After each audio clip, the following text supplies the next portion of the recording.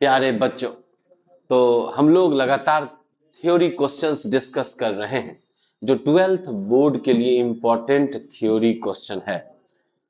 अभी हम लोग जिस चैप्टर से क्वेश्चन थ्योरी डिस्कस कर रहे हैं उस चैप्टर का नाम है issue of share, forfeiture and reissue of share, issue of debenture and redemption of debenture. और आज हम लोग जो इंपॉर्टेंट क्वेश्चन डिस्कस करने जा रहे हैं वो क्वेश्चन है differences between over subscription and under subscription. Over subscription और अंडर सब्सक्रिप्शन का डिफरेंसेज हम लोग डिस्कस करने जा रहे हैं। किसको कहते हैं ओवर सब्सक्रिप्शन और किसको कहते हैं अंडर सब्सक्रिप्शन। मान लो एक कंपनी है एबीसी लिमिटेड, वो इशू कर रही है 10,000 शेयर्स। इशू की पब्लिक क्या करेगा, सब्सक्राइब करेगा, है ना। मान लो 100 रुपया का शेयर है, एप्लीकेशन पे 30, अलॉटमेंट पे 20, फर्स्ट कॉल पे 30 और फाइनल कॉल पे 20। इस तरह से कंपनी पैसा मांग रही है मान लो, तो पब्लिक सब्सक्राइब करता है। अब 10,000 शेयर है तो पब्लिक सब्सक्राइब करता है, ऑनलाइन सब्सक्रिप्शन होता है तो पब्लिक तो कितना भी खरीद सकता है। तो पब्लिक जो सब्सक्राइब किया तो सब्सक्राइब हो गया टोटल 15,000 शेयर्स। जब जितना इशू हुआ उससे ज्यादा सब्सक्राइब हो गया, ये हो गया ओवर सब्सक्रिप्शन। अगर वही कंपनी इशू की 10,000 और पब्लिक सब्सक्राइब किया मान लीजिए 9,500 शेयर्स, माने सब्सक्रिप्शन का जो पैसा है वो 9,500 शेयर्स पर ही आया है, तो ये अंडर सब्सक्रिप्शन हो जाएगा।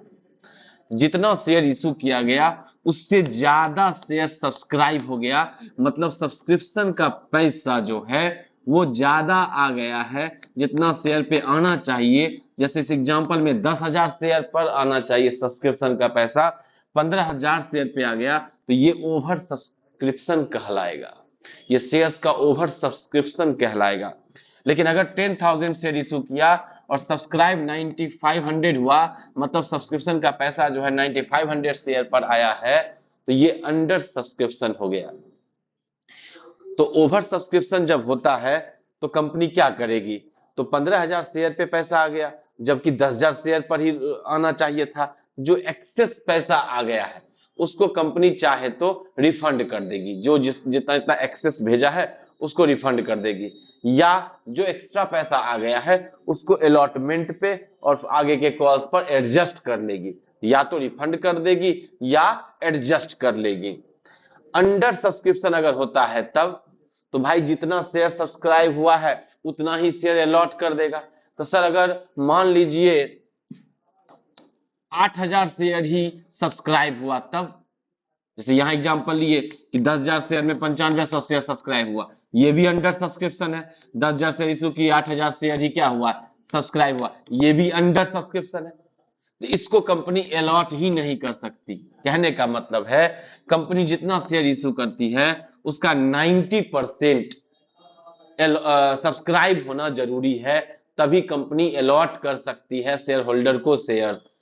90% माने 10,000 शेयर अगर इशू की है, तो अगर 9,000 शेयर या उससे ज्यादा सब्सक्राइब होता है तभी कंपनी शेयर अलॉट कर सकती है, नहीं तो शेयर अलॉटमेंट कैंसिल हो जाएगा, मतलब रिफंड हो जाएगा सारा का सारा पैसा। मान लो 8,000 शेयर पे सब्सक्रिप्शन पे पैसा आया है 30 रुपया पर शेयर, तो सारा पैसा शेयर होल्डर को रिटर्न हो जाता है 15 दिन के अंदर। कब से 15 दिन के अंदर, जब से शेयर इशू किया उसका जो टाइम पीरियड था लास्ट डेट सब्सक्रिप्शन का, अगर अंडर सब्सक्राइब रह गया और 90% से कम अंडर सब्सक्राइब रह गया, जैसे यहां 80% ही है, 10,000 का 8,000 80% है, तो क्या हो जाएगा बोलो, कंपनी को सारा का सारा पैसा रिफंड करना पड़ेगा शेयर होल्डर के अकाउंट में, जिस अकाउंट से पैसा आया है।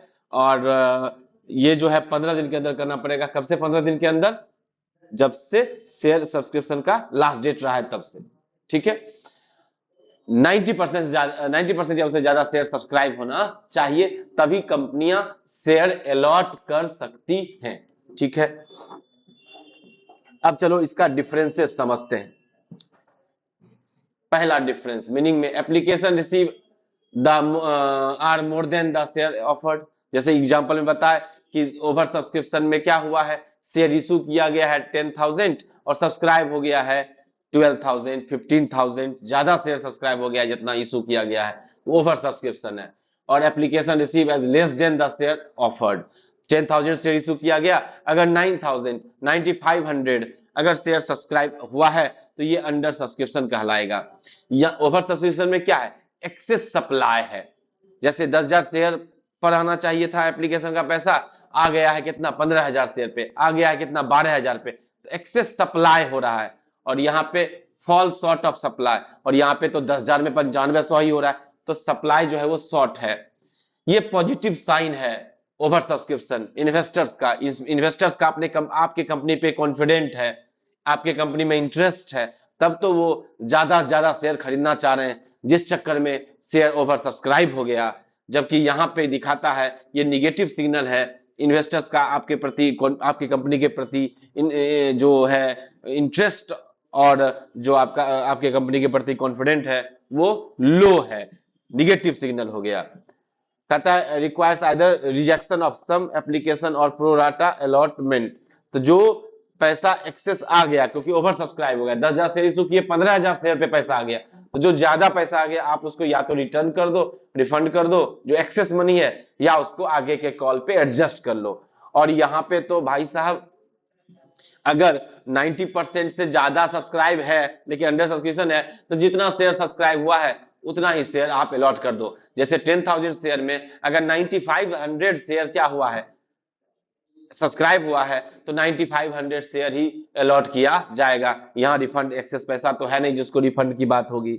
रिफंड और adjustment of excess application money यहाँ बोल रहा है, और यहाँ पे तो रिफंड का बात ही नहीं होगा। तो ये डिफरेंसेज है अंडर सब्सक्रिप्शन और ओवर सब्सक्रिप्शन, जो कि एक इंपॉर्टेंट क्वेश्चन है। नेक्स्ट लेक्चर में हम फिर एक नया क्वेश्चन आपके सामने लाएंगे जो इंपॉर्टेंट क्वेश्चन होगा। एग्जाम का समय काफी नजदीक आ चुका है, प्रीवियस ईयर क्वेश्चंस पर विशेष ध्यान दीजिए, प्रैक्टिस कीजिए, जम के प्रैक्टिस कीजिए, क्योंकि जितना ज्यादा आप क्वेश्चंस प्रैक्टिस कीजिएगा मॉडल टेस्ट पेपर का, एग्जाम प्रीवियस ईयर क्वेश्चन का, आपके लिए उतना बेनिफिशियल होगा। तो मेरी तरफ से आपको ढेर सारी शुभकामनाएं हैं एग्जाम के लिए, है ना। कस के पढ़ाई कीजिए और बहुत सारा मार्क्स लाइए, ठीक है। मिलते हैं नेक्स्ट लेक्चर में।